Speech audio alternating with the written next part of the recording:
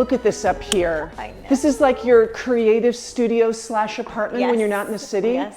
It's I mean, amazing. every CEO dreams of her living space above where she works. I love being here. This is like heaven on earth. And it's such an extension of your Huntress vibe. By the way, I kind of wanted to be like the Huntress vibe today, like You are definitely ready for adventure, very Huntressy today. pattern, cozy, chic, and just, you know, everything that I feel like this brand really is. I love your coat. Thank and you. I love the fringe. Thank you. I know you're Definitely like a French girl too. fitting the vibe. Let me hang it up for you. So when you come up here, again, I know that you're in the city at the Huntress in New York too, but when you come here and check in on things, you'll just kind of escape up here, you'll spend the night. This is my little escape. And I have an apartment, I have bedrooms here, and I bring my children here, and you know, just love spending time here whenever I can. When in the store also, and here as well, immediately your sense of, you've almost made it a signature color. Yes, the pale kind of yummy pink, French pink rose, Yes. but also this blue. How does one arrive at one's kind of signature Well, color and vibe? So this room has been painted probably 3 times. Really? But there's something kind of mysterious and moody about the Huntress. So I kind of like these darker, me too. kind of bluey, gray, green. And lots of black. tones. A lot of black. I love the mix of the black. I always say every room needs a little bit of black. Yes. Just kind of cuts the sweetness. And so as we walk through, you're going to see a lot of that. What did this space look like when you found it? Not this. This was chopped up in many different rooms. There was not this big open ceiling. Those stairs didn't even exist. It was just a not very attractive apartment. And yet you have brought it to life. And one of the things that you do really, really well, both down in the shop and here, especially in this living space, is you have both balanced. There's a very sense of calm here, of pairs, but it doesn't take itself too seriously. You also have a lot of whimsical detail. Yes. Like the way that you've just put that around that painting. And yet on these 2 oil paintings, which I love, are they vintage? They are. Just the way that kind of grounds that space. Yep. I keep forgetting that everything isn't for sale here. I'm like, I will take one of these. I would like one of these, but this is obviously residential. Well, this is, for the most part, my personal belongings, but there are some things here for sale. You'll see some Huntress tags on a few items here. We do a lot of entertaining for the store up here. So I do bring, you know, some and when of the kids are here with you, can you just like grab takeout and just eat here? Totally. I was just homework? looking at the table and there's marker all over it. It's definitely a very family-friendly space. And you have such a gift for display.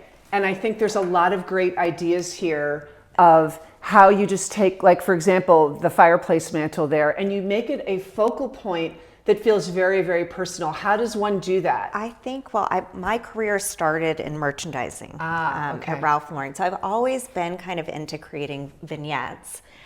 So when you go through the store, even the apartment, you're going to see a series of moments, you know, that I've created. And I think that's fun for anyone to do. You don't have to start so big. You could kind of hone in on one little spot. It feels like there's something that's vintage and something's personal. Yes. And the two together kind of create, as you say, a moment. Yeah, it's kind of like a little bit of a story, telling a story. Yes. You know, so I can look around the room, and I love this for anyone that I'm designing for, that there's items there that hold meaning and that they can look at and reflect on. It's really about linking the past to the present and kind of showcasing things in a new and fresh way. This is a great idea that I totally want to copy. Is that like a fresh just tree clippings that you kind of stick in? Amazing.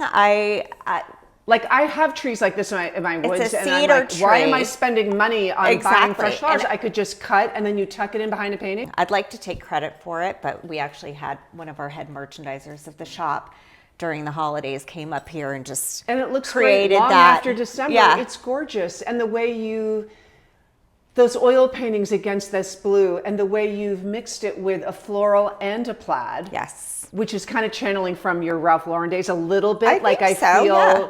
And then look at this. I mean, this is classic you, the way you have the chestnuts in the vintage place. My kids actually collected those chestnuts at an old home of ours, and somehow they've been transported. But I think I like little things that are natural. But see, that has a story. Yeah. Your kids did that. Yeah, they did that. And then when I was talking about the signature rose color, that kind of faded, elegant, it's just so beautiful. It's a beautiful shimmer rose that we actually planted on the property here. Oh. So if you come in the summertime, you'll see, you know, the front of the shop is kind of draped in these gorgeous blush roses. It's amazing that this store is located on the crossroads of Pound Ridge in New York. Yeah. There's homes it's not a shopping area. Yeah. There are homes here. This actually was the center of town, which is okay. very fascinating. So, and it's an old historical building. It was the town grocery store. And then it was, you know, a deli for many years before I took it over. So, but this actually was kind of the epicenter. And they say the highest point of the town is where this building is. Yet I feel like we could be in England, in the countryside, in a little shop that we've discovered driving along. Yes. I feel like we could be... That's how I found it. I literally was driving through the village of Bedford and I was thinking about where I wanted to have a store. And I just drove up a little bit further and I backed up into this driveway and saw that it had a for sale sign, and I hadn't even looked at the building. And I got out of the car and I turned around and I was like, this is it. And I literally had the realtor there within 30 minutes. So that's how... Well, you're a doer, Jenny. You are. It's instinct. You have a very strong trust my instincts. And you follow through. So Yes. much of creativity is about taking action. Yes. People have ideas and maybe they go 80% and it never gets done. So what came of that? Whereas Right. I can tell that you follow through. You thought of this to be an extension of your world, and look what you did. I know, it's amazing. It wasn't without a lot of hard work. Of course it wasn't. But it's, you know, that is a testament, I guess, to kind of following your arrow, as we call it at the Huntress, which is following your inner compass and just believing in, you know, what you believe to be true and what you can do. And what you is can possible. do. Anything is possible. So this is one of my favorite paintings, which was actually done by my uncle, John Bierman, who is a fantastic landscape artist. It's so and beautiful. so my first time to New York was when I was 7, and he was featured at the Metropolitan Museum of Art.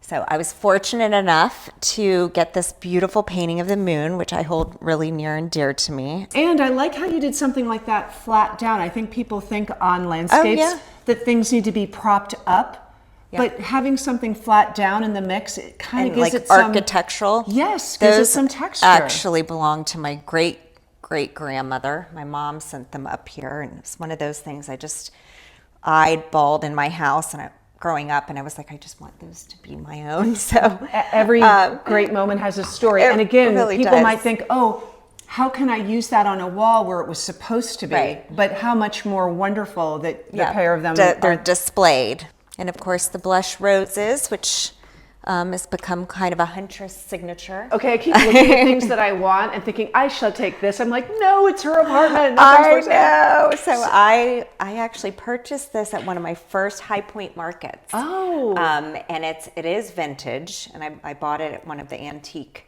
stores there. And it's so phenomenal. It's served its purpose. It's the centerpiece on mini tables. Entertaining. You put lemons in it, anything. But what's so cool about it is it's obviously graphic, but it's like eggshell. It's like made of little shells, which I think is spectacular. When one travels, it's always worth to just get that piece. Just that one piece. Because years later, you're like, I'm so glad I got that, because it becomes sort of fundamental in your day-to-day it really landscapes. has been.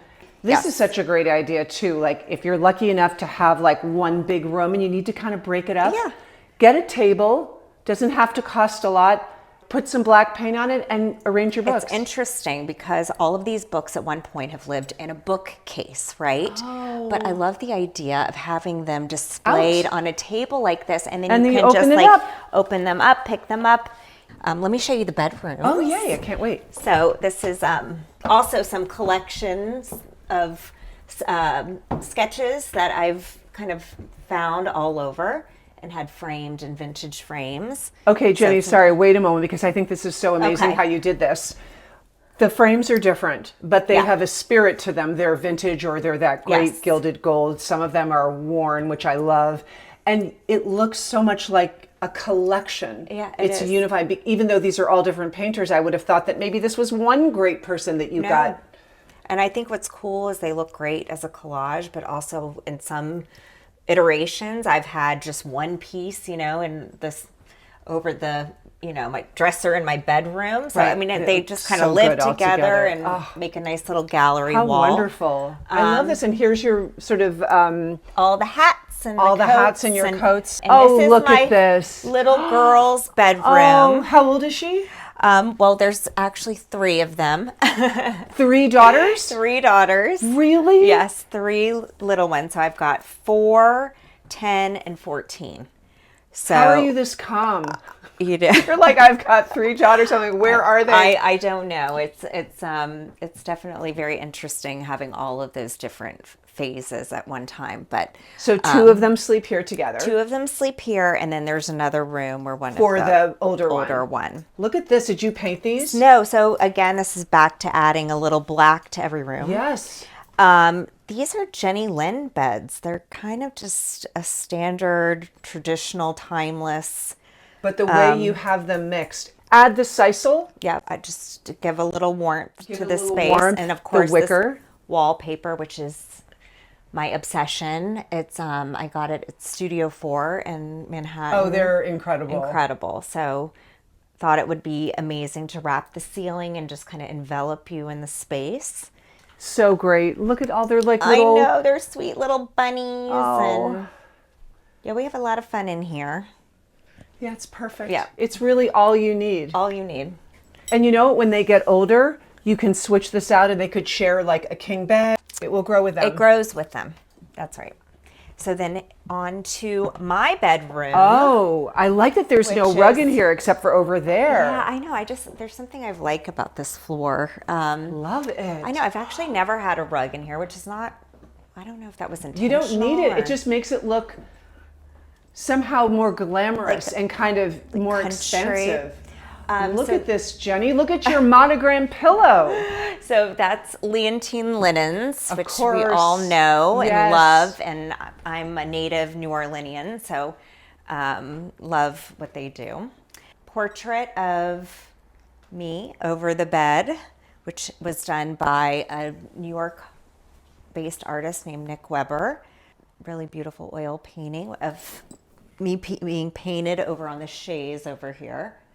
It's very edited in here while still being full of wonderful things. And that's a very hard balance to strike. Yeah. You know, it's layered, and yet there doesn't seem to be one thing that you don't intentionally want to display or use every day. That's right. Here. I think we're very intentional behind everything. You know, the placement and the objects that we, you know, present on a table. Obviously, this is my bedroom, so I like to be surrounded by things that have meaning to me and kind of bring me joy.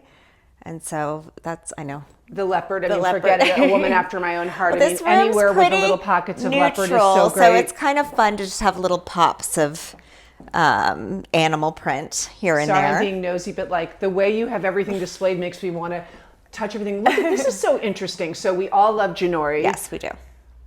In Especially your bedroom, in the store. Yeah. Yes, especially at the store. In your bedroom, you did the black and white version, which I never see, on top of almost like what are these called? Like a little sconce, the pedestals. But you displayed it in your bedroom, not in a dining room. I'm sorry, I can't remember what those are called. Stacy, what is it? Do you know? Wall bracket. Okay. Wall brackets. Okay. Right, that's right. We've talked about 2 sets of wall brackets, and I'm sitting there like, What are they called? what are they called? I love how you brought the wall brackets and plates into your bedroom. Yeah.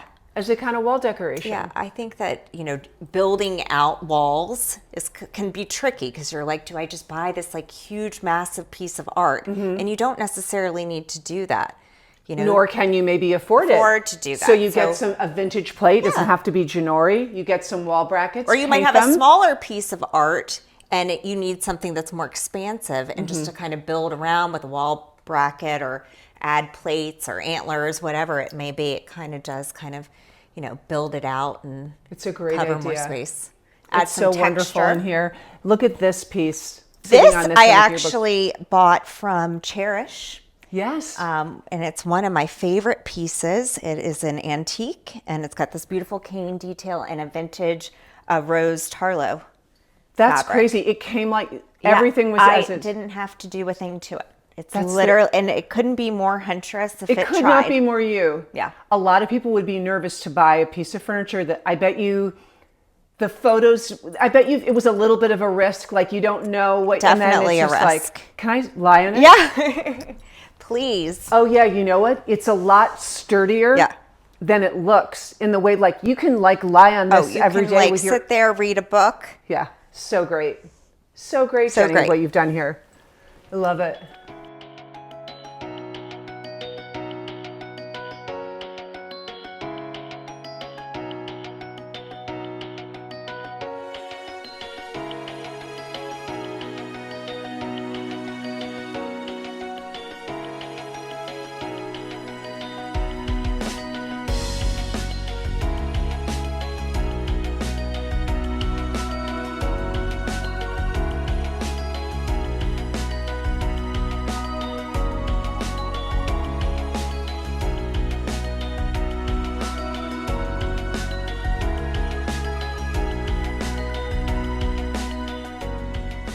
Don't miss another video visit. Click on the orange Q to subscribe and have Quintessence virtually delivered from our doorstep to yours.